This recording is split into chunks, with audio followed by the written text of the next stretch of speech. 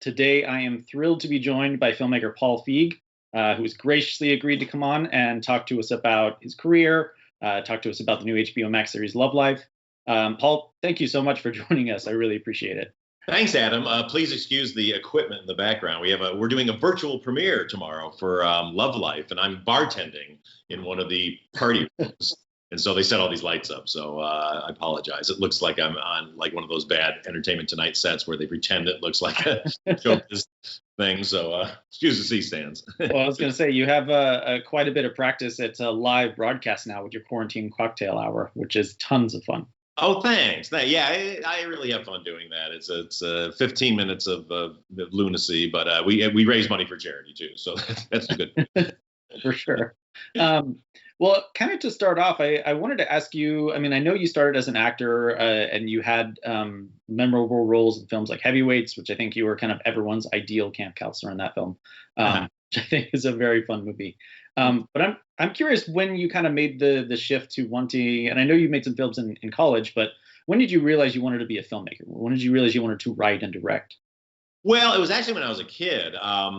Back then Woody Allen was was such a comedic god.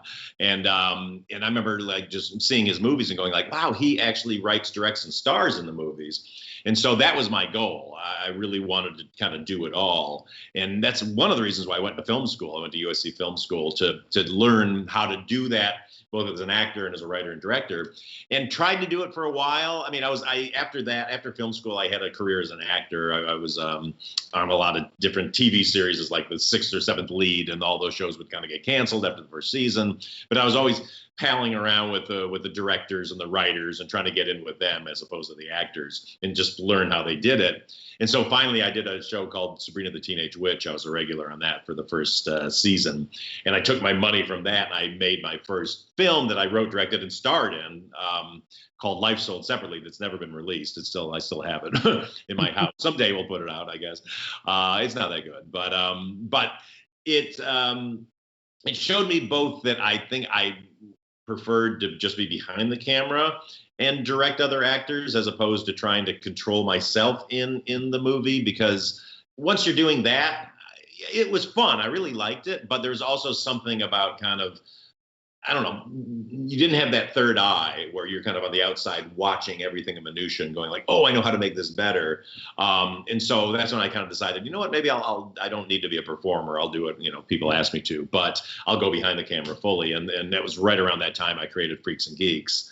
And just never looked back. I really love being behind the camera. And I think I'm good at making really talented people look better with their performances and get the best out of them on screen. I think that is very accurate, and I think few have hit it out of the park so crazily as you guys did with Freaks and Geeks, which just, that cast is insane, and that show holds up. I mean, I was looking at it again, and like, it feels like a prestige drama that would fit right in on HBO right now, and it was made in 2000, which is crazy.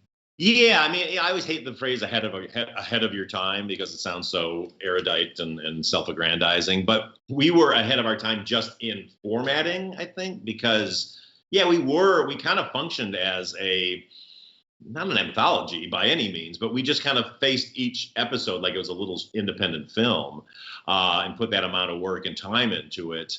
And just being that hour-long format that was dramedy, and we weren't comedy, we weren't drama, but we were both.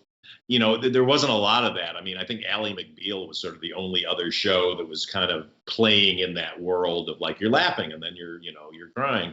Now it's much more prevalent. So in that way, I feel like, if we had come on, a number of years later, we probably would have had a chance at least to keep going. Because one of the problems with when we were on is that there was no aftermarket for a lot of these shows. They weren't putting shows out on DVD yet even.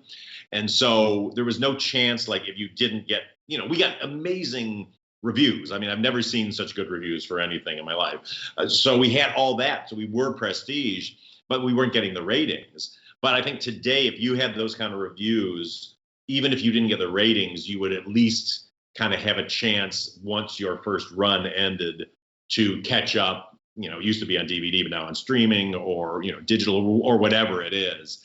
and I think we would have got a second season, but back then it was just like, we got the X.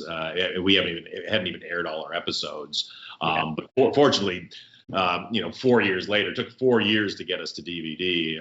But Shout Factory came in and paid the money because we had music rights that cost a fortune, and nobody wanted to pay for the music rights. They all wanted to put it out on home video, but they wanted to replace the music. And I was like, you can't replace the music because that's as much a character as the other characters are. So fortunately 4 years later, Shout Factory did it. Now we've kind of never ggone away.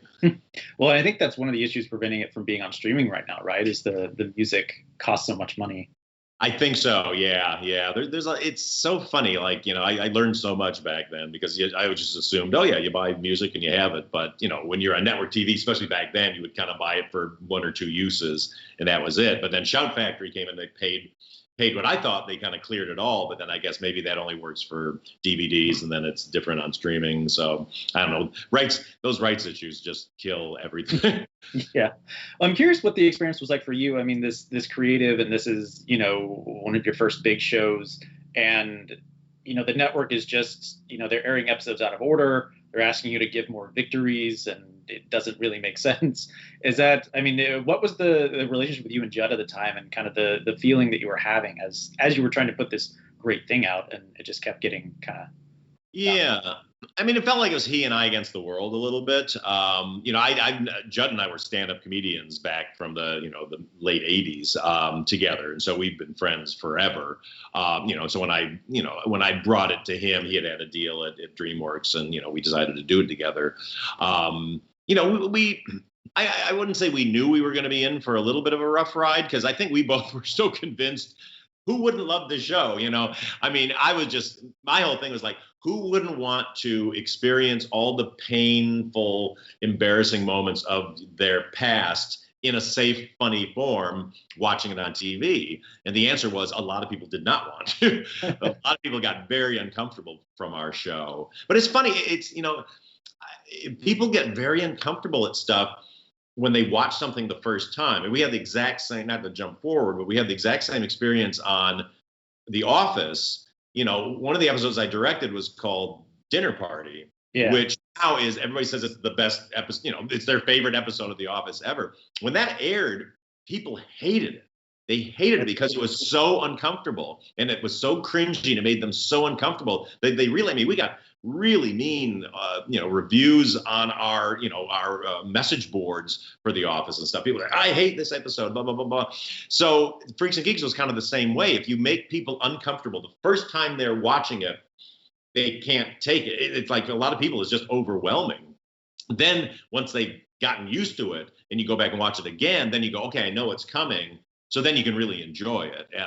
But that's the issue we deal with in movies and everything we make. So once you have a body of work or things that people know you for, or a tone or a style people know you for, they bring that forward into whatever they're going to watch, and that's great because you want it. It's nice that they care. But we spend so much time I always say people have to get used to the idea that something exists, and when they're watching it the first time, it's just unspooling and they're like, oh, this isn't what I thought it was going to be, or, oh my God, I didn't expect that. And it shadows kind of how they take it in if it doesn't match up with what they thought it was going to be. And so, I've had this all through my career of kind of, we'll get, I've been very lucky. I tend to get really good reviews for my stuff, but still, we'll get bad ones and people will have weird reactions to stuff. And then, months or a few years later, people will, go to me, hey, I saw that again on cable. It's actually really good. I really liked it that time, because now they're used to it. They know, okay, there's going to be something weird happens here, something shocking happens here. And once they know, then they can enjoy it. So it's just a very long-winded way of kind of saying that I just don't think people were kind of prepared for the emotions we were going to put them through the first time. Well, that's so interesting because, again, ahead of its time, it feels like now with shows, even the girls are crashing. Like, comedy now is all about like brutally realistic and like the discomfort. And that was Freaks and Geeks. It hit home. It was something everyone could relate to, as opposed to these kind of wish fulfillment, happy endings that, prevalent. Yeah, that's what was. I mean, that TV, all TV was wish fulfillment back then. And that's why we had so much trouble with the head of the network just going like, they need victories. Why they can't win? They can't. He was so mad at us. I remember the time when it was like our 6th or 7th show where Sam Weir thinks he's dating Cindy Sanders because they're going to sell newspaper ads together, and that it turns out she thinks of him like her sister, and he's just like, why can't he have the cheerleader? I mean, why? It's like, we don't have a show if our lead nerd somehow has the prettiest girl in school is suddenly his girlfriend 7 episodes in. It just doesn't work. So so that's what we were kind of up against. But yeah, now look, I love that TV embraces creativity in general, embraces cringiness and uncomfortable moments, because I find wish fulfillment very boring personally. Yeah. Well, and now that show is just beloved. It's one of the best TV shows of all time. And again, that cast is insane. You see all these reunions happening. Have you guys ever talked about doing any sort of, high school reunion episode or anything where they revisit the characters? I mean, people bring it up all the time. People who want content. I avoid it like the plague personally, because I've just never seen one of those that I thought was any good. Yeah. But I really reserve the right to suddenly one morning wake up and go like, oh my God, I know exactly how to do it. Then I would do it. But I just hate when anything done, posthumously, if you will, like back poisons whatever was. And I think it does. I think that does happen. I mean, I think you do kind of go like, shoot, I wish they didn't do that. Yeah. I mean, the difference is a lot of times when they do those shows, you're just like, oh my God, look how old they all are, but we had a young cast, so now they're all movie stars. So I think our bigger problem is we probably can't afford them all. That's fair. Well, you mentioned The Office. I mean, I know you directed some other television in that time. You directed on some of, the best shows that were airing. Office season 2, I would hold up as like one of the best seasons of comedy television ever made. What was that experience for you coming into this, established show as a director, not a writer or not a performer, and just kind of getting to kind of help them find that tone in that second season? Well, I tried to avoid it at first. I had a couple of years earlier, like a lot of people in television at that time who were known as showrunners or creators, whatever, was offered The Office the British Office to adapt into an American series. And I just immediately went like, no way, I'm not touching that. Like that's, how do you possibly top that? But then a couple of years later, I remember hearing, oh gosh, Greg Daniels took it on. And I know Greg, and I was just like, wow, good for him, but good luck. And then when I saw when they brought it out, they did the pilot, and the pilot was the exact same script as the British pilot, which I always thought was a weird thing to have done, because it was so quintessentially a British humor on that I remember kind of going like, oh, well, I mean, I like this cast and everything, but I don't know if they really nailed it. So then I kind of didn't watch the rest of that opening 6, because it was a summer replacement, I think. It was a short season. And so then when they got renewed, my agent called me up and said, like, they'd like you to direct some of these. I was like, I don't know. I mean, I saw that pilot and I thought it was fine. I love Steve Carell and I love that cast, but I don't know. And so she was like, well, just watch the other episodes. So they sent me the other episodes. And then I started going like, oh my God, these are hilarious. And when I got to that Diversity Day episode, I was just like, okay, they found their voice. This is great. But it was still very in the British tradition of, it was pretty mean. I mean, Steve Carell's Michael Scott was as bad as Ricky Gervais's character, and part of me was going like, oh man, they're going to have the same problems that we had on Freaks and Geeks. Like I think American audiences are going to be like, oh, what's happening? But fortunately, Kevin Riley, who was running NBC at the time, really saw something in the show. And only by the grace of him did that get a second season. So when they asked me, I was like, well, yeah, sure, I'd like to do it. But so I went to the table read when they read like the first 6 episodes all in a row. And I think first one I did was Office Olympics. I think that was the 4th episode, I think. And so I just sat through this table read and was going like, oh man, this is really funny. And just started really seeing everybody clicking and just seeing what it could be. And so, so then I came in and did Office Olympics. But that was an interesting episode, because that was that and the one that I did after that, the Halloween episode, were where we started to discover the tone that we needed to hit with Steve Carell. But the big thing that happened was I remember I'd heard stories later on about how hard it was to figure out who to cast in that role. Mm-hmm. But I was such a huge Daily Show fan and such a huge Steve Carell fan that when they cast him, I was just like, well, yeah, of course. Who else would you possibly cast? Because he's so funny. Yeah. But, but then I just remember, in between that first 6-episode season and then the regular season, which was season 2, 40-Year-Old Virgin came out, and went through the roof. And so there was all this discussion at the network of, and among ourselves of like, what's the difference? Why aren't we getting an audience for this, but he's so popular? And we all kind of realized, well, he's lovable in 40-Year-Old Virgin. So we got to figure out a way to, we don't want to make Michael Scott cuddly and lovable, but we have to be able to at least not just go like, oh, he's such a bore, he's so mean. We have to invest. And we just kind of stumbled on it when we were doing that end scene in the Office Olympics when they give him the medal, because we had him up in the thing. And it was just supposed to be a joke of like, he thinks he's getting this big honor and he's all proud and everybody's like laughing at him behind his back. But Steve made this great choice to get very teary-eyed during it. He got really emotional. And we're all just like, oh my gosh. I remember running up to like, Steve, like, keep going with that. Let's do another take and like really run with that.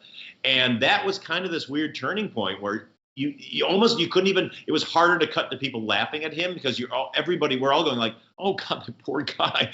Like you felt bad because he got roped into this condo that he's going to buy and stuff. Yeah. And, he's on the razor's edge. So, so I think that was the moment where we were kind of like, oh wait, there is a way to do this. He can still be insufferable, but he can be well-meaning at the same time. And he can have moments where he, right when you think he's going to be an idiot, he actually does something smart or, has a lucid moment where you kind of, vest interest in him. And so, and then that carried on in the Halloween episode and just kind of grew from there. Yeah, I think the key that they hit on was that Michael's insufferable, but it's born out of this idea that he's a deeply lonely person and the people in the office are his family. He considers them his family. Yeah, exactly. Just their boss. So yeah, exactly. He's that guy who just got a dumb sense of humor, who we all know, and they like tell jokes, and you're like, oh my God. But you're just like, I know, but they mean well, so I'll laugh at their joke because I have to. Yeah, and it was really masterful that they did that. I mean, I'm telling you, I can never laud Greg Daniels enough. I mean, he is truly a genius. He really gets it. He has the confidence to not be so religious about his scripts and the scripts that they produce, which so many shows I directed on, even though they were great shows, like, you have these amazing casts and people would improvise and you get a great, hilarious thing, but the showrunners wouldn't use the stuff because they hadn't written it. So they wanted to stick to their storylines, but Greg Daniels, again, going back to the Halloween episode, there's that one thing where Dwight is dressed like the emperor, and he's just giving Michael a hard time. And we found that funny angle that's kind of from the side. So you just see his mouth talking like in the Star Wars movies. Yeah. And we just started riffing on that. And that wasn't scripted at all. I mean, it was just supposed to be like like 2-line back and forth. And we got on this whole tear with it. And Greg Daniels, when he's in the editing room, he goes like, that's really funny. Let's get rid of this one storyline. I just want to let that scene play out. And that's really unheard of. I mean, to have that kind of confidence. That's fantastic. And then you came back and you got to direct Michael's Goodbye episode, right? Yeah. I mean, I did 19 over the course of 5 or 6 seasons, but it was to do that last one. But that was I kind of went like, I'm going to leave with Steve. I think I loved the whole cast, but for some reason, once Steve left, it felt like a different show to me. Yeah, it felt very different. Yeah, that was rough to let Steve Carell go. I think it showed how immense his talent was. Like you could not fill that void, no matter how hard you tried. Yeah, and it's just, sometimes it's just about a formula of every single person works with the other. It all just, you can't remove the heart or the liver or the kidney or whatever. Like the body will fall apart. So But that said, they did really funny stuff after that. It was just a different show. And actually, I appeared on one of those as dog, cat, mouse guy. So there you go. For sure. Well, I want to move into Bridesmaids, which I think is just a tremendous film. And, obviously it exploded and everyone loved Kristen and everyone loved Melissa. But it's a fascinating film for you because it kind of seems like the foundation for a lot of the films that would come after that. It's very female focused. It's focused on friendship, not necessarily romantic relationships. And I was just wondering how that project kind of blossomed for you and what the experience was like for you developing it and then, bringing that vision to the screen. Yeah, well, I've been desperately trying to set up more female-driven projects after Freaks and Geeks, because Lindsay, that was my favorite character I've ever invented, that I've ever, that I got to write for. And I really just went, gosh, I think I'm better at telling women's stories in a weird way, because I was always, all my friends were girls and I was kind of an oversensitive guy and, wasn't in sports or anything like that. So when I first got contacted by Judd about Bridesmaids, it was actually in 2016 or 17, I think it was. And I was in the middle of, 2007 or 6. I was just finishing up a movie I did called Unaccompanied Minors. It was a really unsuccessful Christmas movie that we did at Warner Brothers. But he said, come to this table read, because I know you like to work with female characters and all that. And we've got this script that Kristen wrote. And I had cast Kristen in her first movie role in Unaccompanied Minors, playing one of the kids' moms in like 2 lines. But I loved her. I thought she was so funny. So I went to this table read. And it was really, really fun, because, here was this table, all these really funny women who weren't the women who ended up in the movie, although Melissa McCarthy was one of the people reading. But she wasn't even reading that role. She was just reading other characters and stuff. But I remember just going like, oh my gosh, look at the potential for all these great female characters. And the script was really fun. I mean, it needed a lot of work, but the bones were all there. And so, afterwards, I was just like, that's really fun. And I gave, a bunch of notes to Kristen and Annie and to Judd and stuff about what they should do to change it. But then Judd wanted me to come on then to kind of shepherd the script for a year. And I was too busy with my other movie, and I had another movie that was supposed to go right after that. So I was just like, I can't, but keep me updated. I feel like I gave good notes, and just keep me updated on when it goes, because I'm dying to do it. And then it just disappeared. It just went away for like 3 years. It just, schedules couldn't work out, and Kristen was on SNL, and there just a lot of things just didn't go its way. So I just kind of thought it was dead. I would check in with Judd occasionally and go like, what's up? He's like, I don't think it's going to happen. So then out of the blue, I was directing a bunch of Macy's commercials in New York, and I got a call from my agent saying, that wedding movie's alive. And, then Judd called up and said, look, go talk to Kristen. And if she's cool with you doing it, I want you to do it. And it just happened. So it was great, because I was kind of at a low point for myself right when that happened, because I was directing a lot of TV, which I loved doing, but I still wasn't doing my own stuff. And, and I'd had 2 movies that have really bombed. I mean, between that, Unaccompanied Minors bombed really badly, and that was my first studio film. And I did a movie before that called I Am David for Walden Media, and that bombed. So I was kind of in movie jail. So having this opportunity was huge. So we, dove in and did it. And we, it was a ton of fun. And, but there was a lot of pressure on it, because the industry was definitely saying, oh, this is a real experiment to see if a movie with all these women in the lead can work, which was completely unfair, and it just shows how backwards the town is. But because of that, there was all this pressure on it. Basically, the whole message was like, if this doesn't do well, we can't greenlight other movies starring women, which is like, wow, really? So, no pressure there. Especially, I'm just going like, as a dude, like, am I going to be the guy who like ruins movies for women? So I was really nervous. We were predicted to not do well all the way up until the day we opened.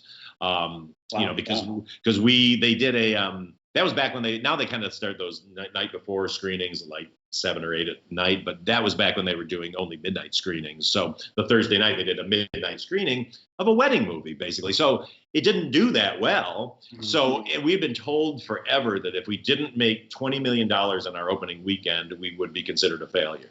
Which seems unfair to me now, because we're only a $32 million movie, but I don't know why the number had to be so high.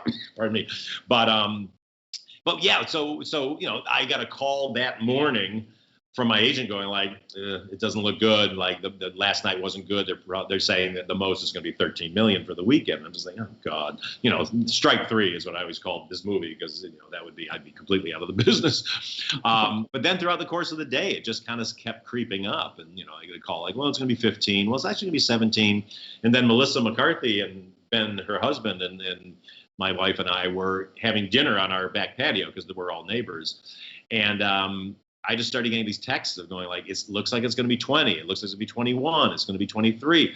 And we're just like, oh my God, we're freaking out. So I remember looking at Melissa and going like, we got to go to the movie theater now. So we jumped in the car and drove down to the ArcLight in Hollywood and walked into this completely packed theater, laughs, rocking, just it was going nuts and just going like, okay, good, we did it.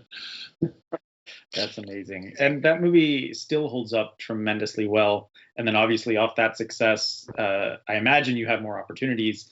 And Melissa just explodes. I mean, she is incredible in that film. I was curious kind of what made The Heat the next project that you wanted to do after that, but then just kind of your working relationship with Melissa, because going through your films, they're all highly rewatchable. And the ones with Melissa in them, she could not be playing more different characters, but is still equally hilarious in each one. Yeah, I mean, that was always my goal, is to show off all the sides of Melissa that I know personally. Mm-hmm. But I mean, that said, Melissa and I have never set out to go, oh, we got to do our next movie together. It's never happened. I mean, you know, when I was doing Bridesmaids, I came up with an idea for her and John Hamm that I pitched to both of them that they really liked. And so I wrote it right after we did Bridesmaids. And but they kind of both at the last minute decided they didn't want to do it. So I was like, oh, shoot, I just lost Melissa. And then she went off and did Identity Theft. And so I was just like, crap, I really wanted to get her in her next window because she was doing Mike and Molly. And I knew she had these, she could only shoot in the summer. But out of the blue came the script, which was called the Untitled Female Buddy Cop Comedy. And it showed up on my house, and it was Katie Dippold wrote it, who I knew I directed an episode of Parks and Rec in the first season, or the beginning of the second season. And I remember meeting Katie and thinking she was really funny. And I saw that she wrote it. So I read this script on an airplane. I was flying to New York, and I was just laughing so hard. I thought it was so funny. But I couldn't figure, I knew that Sandra Bullock had expressed interest in it. So I was reading it with her in mind. But then the other character, I was just kind of going like, oh, who could play this? And I was thinking a bunch of different people. And then about 10 pages in, I suddenly went like, wait a minute, Melissa could kill this. And so then started reading it with her voice, and it just got even funnier and funnier. So I got off that plane and jumped on the phone with my agent and said, like, I want to do this movie, but I got to get Melissa to do it. But what we found out is basically, since she's doing Identity Theft, she only had like a 6-week window before she had to go back to Mike and Molly. And so we went through this like a few days of just like, we can't do it because we don't have enough time. But I was just hell bent, like we have to. And she read it and she loved it and she wanted to do it. And so that movie was supposed to have died so many times. I mean, we were literally in Boston location scouting, and my agent was calling me up going like, it's not going to work out. Like, we're not going to be able to work out the schedule. And I just started walking around like with my crew, like, okay, guys, let's keep scouting. And then at the end of the day, we basically worked out a deal where we could shoot for those 6 weeks. She would come literally right from that other movie, fly overnight and show up on our set the next day and start shooting. But we still were 2 weeks short in the schedule. So we worked out a deal where she was going to, in that last 2 weeks, shoot with us, fly back to LA, shoot Mike and Molly, and fly back to us when she was off that. And so this poor woman was like flying back and forth for 2 weeks. But we pulled it off, and we just had so much fun doing it. And it was really, again, it was nerve-wracking for me because it was, the follow-up to Bridesmaids. Anytime you follow up something that does really well, it's like every second novelist syndrome. They always, the second novel is always the one that's so much harder than the first. Because, you go in the first one, was just kind of like, all right. And even though I was nervous about that one, there's still kind of, I didn't have anything to lose other than my career. But this one was kind of like, oh man, how are we gonna top this? And I love it. But when we came out, we did really well at the box office, which was great. But the reviews were not good. It's probably one of my worst reviewed movies.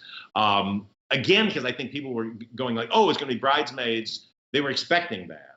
Yeah. And I just didn't want, I wanted to just make a genre movie. I wanted to make a buddy cop comedy. That's when Katie Dippold wrote it. That's why she did it, because she was so tired of watching these cop movies where there's two guys and there's always like a girl in a bikini on the back of a motorcycle with them. And she's like, why can't it be the ladies? And so we were very much in sync on that. And but we had just had a blast making it. Yeah. That movie is tons of fun, but I think that's a theme of kind of your filmography, is kind of just doing different genres and really kind of switching it up. I think Spy takes you to another level. I think that's one of the most rewatchable comedies in a long time. I just put that movie on. It makes me feel good, but it also gives you the James Bond adventure that you kind of want. Like, it's very funny, but it's also taking that spy aspect very seriously. No, I mean, that's what I always want to do with my movies is I love the genres. And so even though, I mean, the Heat got a little silly sometimes, so we tried to give it as much danger as we could. I mean, there's an execution in the middle of it, and there's murder and people dying. So, because I'm a big fan of the movies from the late 80s, like 48 Hours and Beverly Hills Cop, just because I was like, I was such a comedy nerd. And, so you go to see a movie, oh, it's Eddie Murphy from Saturday Night Live. Oh, it's going to be like this really funny kind of spoof or whatever. And you get in that movie. I think it was 48 Hours was the first one I saw. And there's an execution, and then it's like super hardcore. And I'm like, what the fuck? Is this a comedy? But then I realized, oh my God, it just makes his performance so much funnier because there's real danger. When he goes into that bar, the famous scene where he goes in the cowboy bar, that's funny because we've laid the groundwork of like he can get killed in here, and so that's why it's so much funnier. And so I've always carried that forward, and I always want, I don't like spoofs. It's not my thing that I enjoy because I think spoofs and parodies, they don't have any stakes. When the bad guy's funny, it's kind of like, all right, so okay, I'm just going to kind of go along with this and look for good jokes and good funny performances. But if the danger is real, then it's just funnier because you go like, oh my God, like I could be surprised. A moment that I loved in The Heat that really kind of informed a lot of stuff going forward was the moment with the knife, when she has to, take the knife out of her leg and put it back in. Because hearing the audience just both howling with laughter and screaming in dread, I go like, my God, that if you get those two emotions together, that's the key to everything. I mean, it's kind of why, in some ways, why the dress shop scene in Bridesmaids works so well, because people were both laughing and horrified because they're like, oh my God, I can't believe this is happening.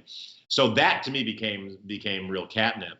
And then just on the genre front, yeah, I didn't want to do a spy movie with just like a spoof. I didn't want to do Spy Hard or one of those things. I really wanted to, I love the spy genres. The reason I came up with spy is because for years I was just dying for somebody to let me direct a James Bond movie because I love James Bond movies, and even tried to lobby for them, and clearly they're never going to hire me to do a James Bond movie.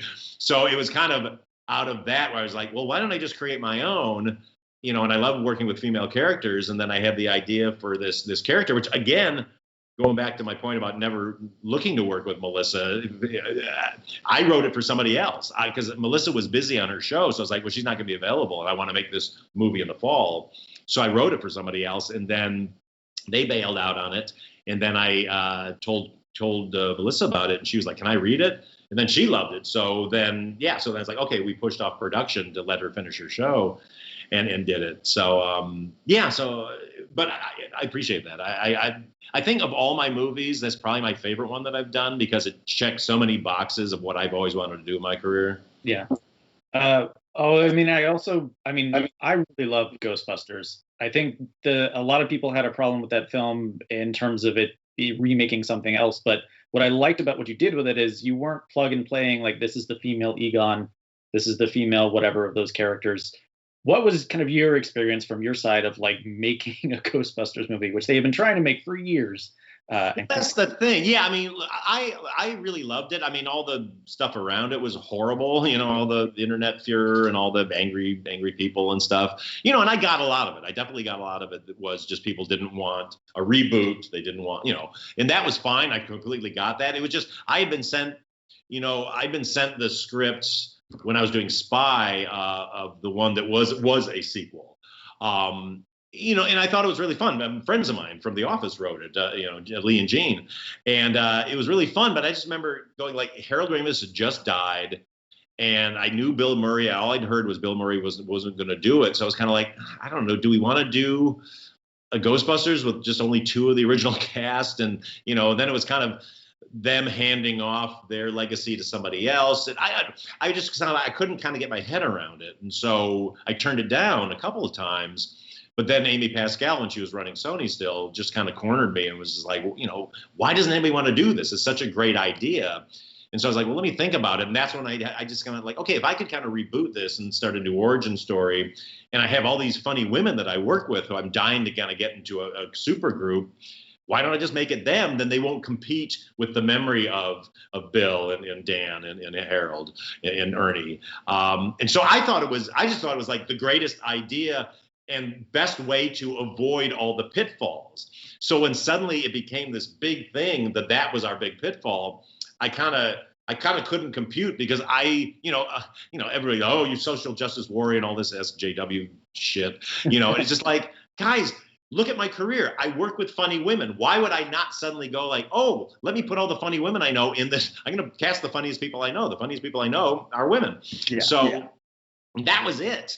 And then it just took on this life of its own. And then, the attacks became so misogynistic. The ones that I was getting, the ones that were coming at me over Twitter, that was all I saw. But again, I always say this. I know a lot of people just didn't want it rebooted. I completely understand that. It always gets misinterpreted that I say that everybody who didn't like it is a misogynist. I've never said that in my life.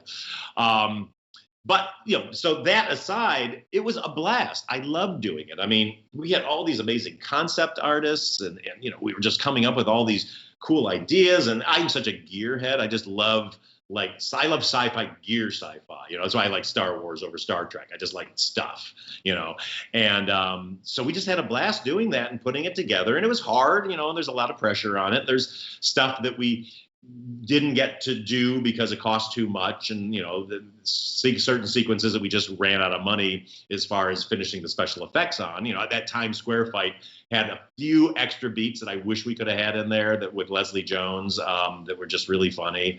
I also had a really fun sequence that I'm so sad we had to lose. We didn't even get to shoot it, where Leslie Jones goes into a haunted FAO Schwartz and has to fight this giant Barbie doll, and it was just so funny, and we just couldn't afford it. But no, I'm very proud of that movie. I will never apologize for that film. And the greatest moment of my life for that film was after we'd come out not done that great at the box office, and all the trolls were celebrating and all that. Then we won the best feature film from the Nickelodeon Kids' Choice Awards. And we beat, Star Wars Rogue One, and we beat Captain America. And just, after getting yelled at for 3 or 4 years about, thanks for ruining my childhood from a bunch of, middle-aged guys, I go like, well, maybe some kids in their actual childhood have something that they like now. So yeah, anyway, but what a weird time. I feel for you and everyone involved in that. I don't think any of that was warranted. And I also just think that movie is tons of fun. And with that movie and going forward with A Simple Favor and Last Christmas, I do think visually you really step up your game. I love the colors that you're working with and the palette and the the cinematography and how you're using the camera. Is that something you've consciously been working towards, kind of expanding that? Yeah, I always bum out that comedy films in general aren't cinematic feasts, if you will. But a big game changer for me was when I watched the first Hangover. And I remember going like, holy shit, they shot this movie really well. Like, it looked good. I mean, crazy long lens shots and all this compressed kind of distances and stuff. And I was just like, okay, you can make a funny movie and you can make it look good too. And then I go back to movies like Young Frankenstein, which is one of the most beautiful movies I think ever shot. And it's hilarious, but it just looks so great. Mm-hmm. And so I just want to get out of that thing. What happens with a lot of us in comedies, we're so much about the dialogue and about these funny interactions and about reactions, seeing the people, that we get lost in our close-ups, and so it becomes all about that. We put all our service into that, because that is the most important thing, honestly, is the coverage, I should say, close-ups, medium shots, because what makes a movie for all of us is the faces of the actors and their emotions coming through. How many times have we seen a movie that's just a big visual feast, but we don't latch into it emotionally because we're not getting enough out of the characters. So we always need to be in charge and aware of that. But at the same time, then all that other stuff around it, if it's in service of these characters and the story you're telling and the emotions, then that expands your world and also places you in your world, tells you how you should be feeling about your world, and gives you all these emotions about it. And that's what's important. Because I don't ever want a movie to rely all solely on dialogue. When I went to film school in the early 80s, I was taught by like Eddie Dimitrick and these, people, and they were always saying like, movies are a visual art form. show it instead of saying it. The first thing you got to do is try to show it instead of say it. And then if you have to say it to back it up, do it. And so I keep trying to, I feel I have a long way to go. But at the same time, I just get more and more aware of it as I go along. And I've been so lucky to work with amazing DPs. I mean, Bob Yeoman, who does all of Wes Anderson's movies, did a bunch of my movies. And then my last 2 movies were with John Schwartzman, who is one of the most amazing cinematographers ever. And he and I had gone to film school together at USC. So we knew each other for years. We've been trying to work together forever. And then when Simple Favor was supposed to go at a certain time, and Bob was going to do it with me. And I love Bob so much. But then it got pushed. Bob went on to do Mamma Mia 2. And then we finally got the green light on ours. And so Bob wasn't available, but John was. And so it was just really nice connecting with him and kind of playing with our visual style. So yeah, it's a real goal of mine to make sure that I just try to get more and more. I don't like saying like cinema. I don't know. You don't want to have, what's the word I'm trying to look for? Not cinematography. I don't know. A visual feast. I want to be careful because I think it's a trap the other way to get so into that you start to forget about the characters. But if I can make the two kind of come together, then that would be the best. Yeah. Well, and I think A Simple Favor kind of, obviously you had directed drama years ago, but I think people were a little surprised of like, is this a Paul Feig movie? Like, it's not Melissa McCarthy making jokes. But I do think that evolution as a visual filmmaker you did it, like you pulled it off. Like it very much feels like a different and like really elegant style. Thanks. I mean, that, I think next to Spy, I think Simple Favor is my next favorite film because I was working in a genre that's a very finicky genre, and I had to walk a real tonal tightrope because I wanted to be funny. I love thrillers. The thrillers are kind of my favorite movies to watch, and I've always wanted to do one. But at the same time, I would never just do like a standard thriller because I need to find humor in the characters, and I need to find fun weakness in those characters, because then I think you have something to root for. And when I read the script, I remember just going like, that character of Stephanie, who Anna Kendrick ended up playing, was just really funny to me. And so I was like, oh, cool. Because again, everything I do, if you look at it, it's pretty simple. It's always about like a nerdy kind of, fish out of water who goes into some world and has to figure out who they are and kind of overcome their fears and their low self-esteem, because that's how I feel every day in my life. And that's what I loved about this, that it wasn't just like some cool detective or whatever. This is this suburban housewife mom who nobody likes because she's tries too hard to be perfect. She's got this dumb little, show she does on the internet, but she gets pulled into this thing and then kind of blossoms because of it. And I mean, the other thing, it was a great script. I mean, that script, when it came to us, it came to our company to produce, because we had a deal at Fox at the time, and they had the script, and basically Fox 2000 sent it over to our company and said, like, look, we have this script. We don't know what it is, because it's supposed to be a thriller, but it seems like it's a comedy, but it's not, because it's really dark. And they were like, would you produce this for us? Because we don't know what to do with it. So I read it and went like, not only do I want to produce this, I want to direct this. And then everybody's kind of like, wait, what? And so nobody kind of understood why I wanted to do it, other than they knew it was a good script. And then it really became making sure that we were very true to the thriller genre. But again, it was Jessica Sharzer wrote such a great script that then we were able to just kind of play with and bring more and more out of. But I've been so honored to work with such amazing writers over my career. It's just really, it all comes down to script. I did a panel. Sorry to keep going on. I did a panel right for when we did Bridesmaids, I think it was, of all these kind of like the directors who were possibly up for awards. I was not. I was a movie that was up for awards. But somebody asked them all, like, what's the thing you're most afraid of? What's the thing you work the hardest on? All that kind of thing. And everybody had all these kind of things about production things or this and that. And I was just like, it's the script. Like, nothing else matters. If the script's not right, I mean, a movie can look like shit. If it's got an amazing script, you will get hooked into it. A movie can look beautiful, and if it doesn't have a good script, you'd be like, all right, whatever. So that's all I ever care about. Well, and kind of to that end, you work with Anna again on this HBO Max series Love Life, which I think is such a smart conceit for a streaming series because each episode is a different lover or relationship in her life. What's it been like for you to kind of shepherd that as a producer, as someone else's kind of vision? Well, it's fun. I mean, I've learned over the years from producers I've worked with that I don't want to micromanage. What my job as a producer is to find the material, find the best people for it, or the people bringing it in, making sure that the people who brought it in know what they're doing, and then basically kind of getting out of their way. I'm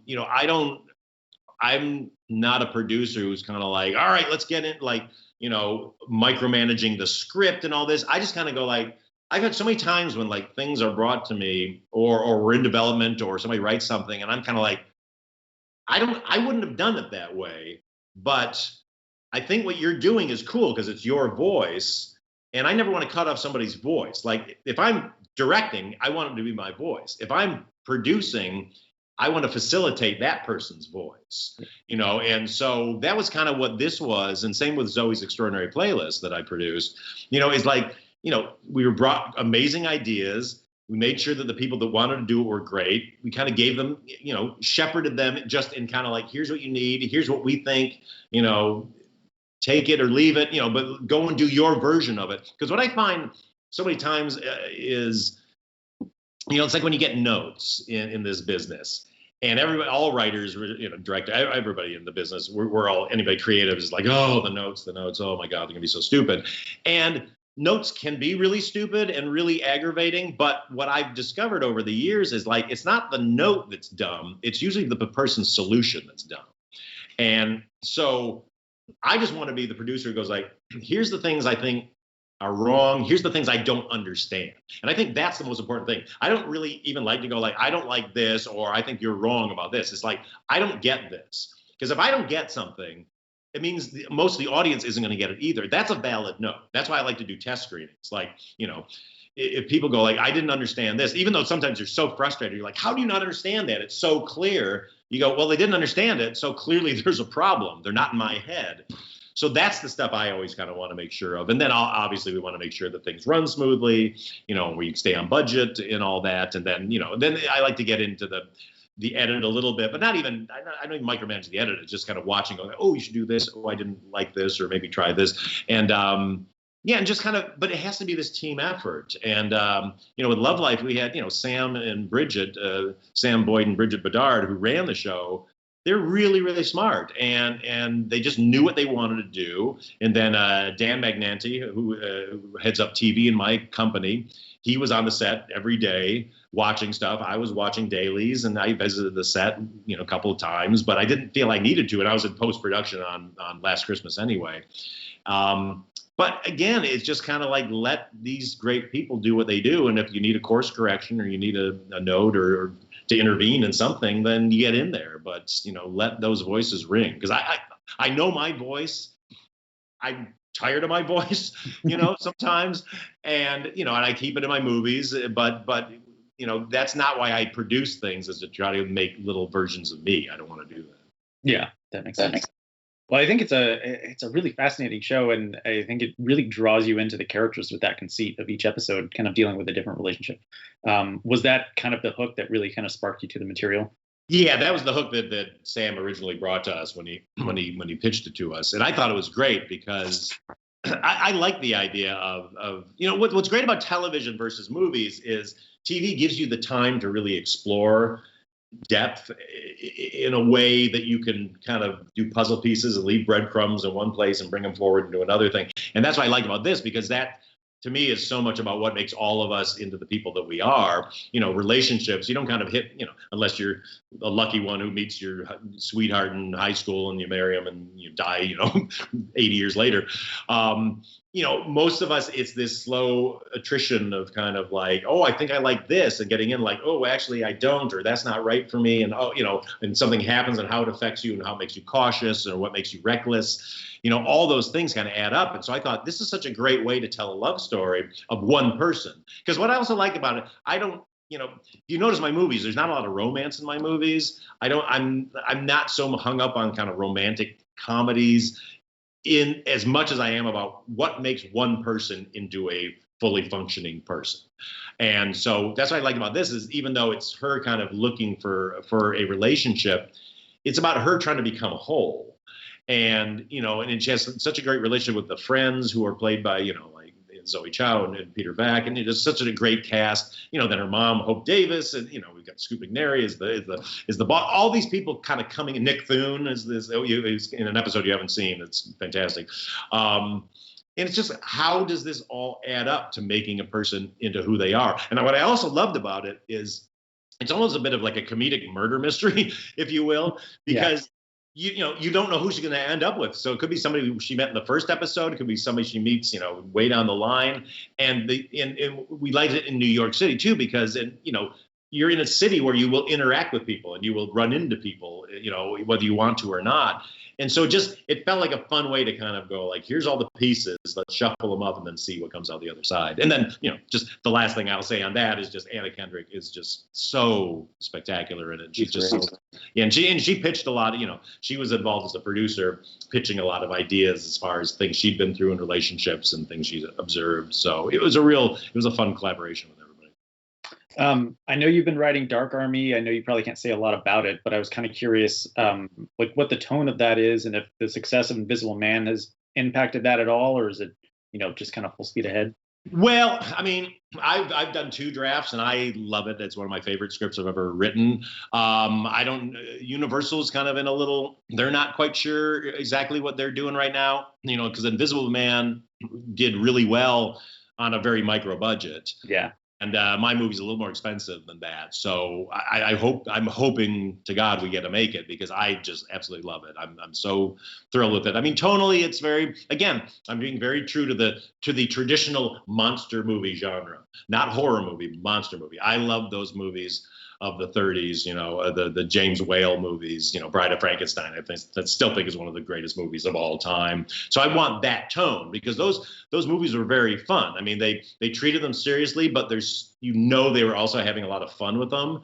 So there's a lot of extreme characters in them and and just funny side characters. And that's what I want. I never wanted to make a horror movie. I want to make a true monster movie, which is to me, it's about outsiders. I mean, that's, those monster movies, a lot of them were directed by gay directors. And I read a lot where, these monsters represented outsiders in society and how they felt and all that. And so that kind of realism in the emotions of it are very important to it. It's not just like scaring people. It's like, how do you invest in these situations of these characters? I mean, Frankenstein is such a tragic character, and that's the kind of feel I want with this, even though it'll be funny, but it's not a spoof. It's fun and funny in the interactions of these characters, but the situation's very, very real and serious. And again, I hope we get to make it. I'm not, who knows what's happening. Right now everything's just a turmoil because of so. Well, I really hope to see that. My last thing for you, I know over the years there's been, a Bridesmaids sequel, a Heat sequel, a Spy sequel, Ghostbusters sequel. You guys had ideas. Is there one that in particular, that you just really wish you had been able to make, or one you still hope to make? Yeah, I mean, I think Spy was one of the only things I've ever done in the hopes of kind of turning it into a franchise, just because I think, it's got that feel, obviously, of a James Bond kind of thing that could go forward. But I was also really hoping we could do a Ghostbusters sequel. I thought it'd be really fun to, once we got past this kind of first one, to really let them, kind of find their own voice, or in a, not that they didn't find their voice, but to let that keep expanding. But that said, I'm also not a huge sequels guy. Because there's a part of me that just goes like, oh, I did that already. The one we get asked the most about is obviously Bridesmaids, and everybody thinks they want a Bridesmaids sequel, and it could be fun, but I always have to say this, which is, Bridesmaids worked. You remember all the comedy stuff. That was great, all the characters and stuff. But the reason that movie worked is because it was about Kristen Wiig's character, who was a very confident person before the movie began, who has this total crash because her bakery goes out of business and everything falls apart in her life. And so we meet her, and she's a disaster. And she's just desperately trying to hang on to this one thing, which is her friendship with Maya. And that takes her through the fire. That's why all this stuff happens, because she's just acting out and trying desperately to kind of save things. And by the end, she heals herself, as much as she can. And so that's what you latch into in that film. And so to do a sequel, you basically, I think you're just going to have like a funny wedding. And I've seen those movies a million times, and some of them are good, and some of them are, you're kind of like, okay, whatever. So, it would have to be, again, it's obviously up to Kristen. She's the keeper of the keys on that. But it would have to be something that you can emotionally engage in again, and not just go, it's Megan's crazy wedding in the Bahamas, and like, oh, all kinds of hijinks happen. That could be funny, but I just think you need more for a movie to be great. I think that's astute, and I think that's one of the reasons why your films endure. Everything's rooted in character, and so I'm a big fan of your work. Thank you. Appreciate that. Thank you. Thank you so much for giving us so much time today. Thank you, everyone, for watching. Best of luck with everything. I really hope to see Dark Army. Love Life is great. Everyone, when HBOMax launches on May 27th, check it out. It's tons of fun. Yeah, and if you get a chance, also Zoe's Extraordinary Playlist is streaming everywhere. So catch up on that. I'm really proud of that show, too. Yeah, that show was really taken off. Well, thank you so much. Thanks, everyone, for watching, and stay safe. Thanks so much. And thank you, Collider. You're always so kind to me. I appreciate it. Thank you. Thanks.